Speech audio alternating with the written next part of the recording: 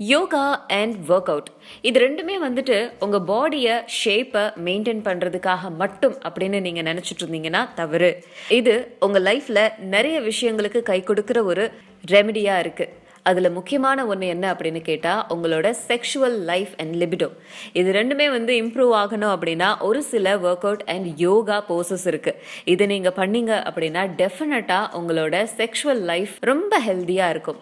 So முதல் யோகா ஆசனம் என்ன அப்படின்னு பார்த்தா பிரிட்ஜ் போஸ். இந்த பிரிட்ஜ் போஸை நம்ம நிறைய பேர் பார்த்துருப்போம். இதை எப்படி செய்யறது அப்படின்னா, ஃப்ளாட்டாக படுத்துட்டு உங்களோட 2 கால்களையும் மடக்கி உங்களோட இடுப்பு அதாவது ஹிப்பை ரேஸ் பண்ணணும். இதுதான் பிரிட்ஜ் போஸ்.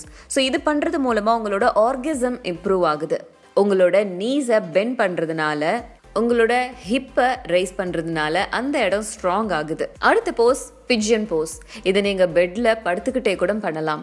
இந்த பிஜியன் போஸ் எப்படி பண்ணணும் அப்படின்னா, நீங்கள் ஸ்ட்ரெயிட்டாக படுத்துட்டு உங்களோட லெஃப்ட் லெக்கை மடக்கி அப்படியே ஒரு கழிச்ச மாதிரியான போஸ் பண்ணணும். அதே மாதிரியே ஆப்போசிட் சைடும் பண்ணணும். ஸோ இது பண்ணும்போது உங்களோட ஹோல் பாடிக்கு ஃப்ளெக்சிபிலிட்டி கிடைக்குது.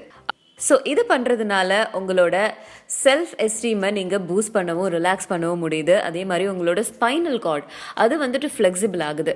ஸோ இதை நீங்கள் கண்டினியூவாக பண்ணிட்டு இருந்தீங்க அப்படின்னா உங்கள் ஹோல் பாடிக்கு ஃப்ளெக்சிபிலிட்டி கிடைக்கும், எனர்ஜி கிடைக்கும். அதே மாதிரி உங்களோட ஆர்கிசம், லிபிடோ இது எல்லாமே இம்ப்ரூவ் ஆகும். அதனால உங்களோட செக்ஷுவல் லைஃபும் ஹெல்த்தியாக இருக்கும்.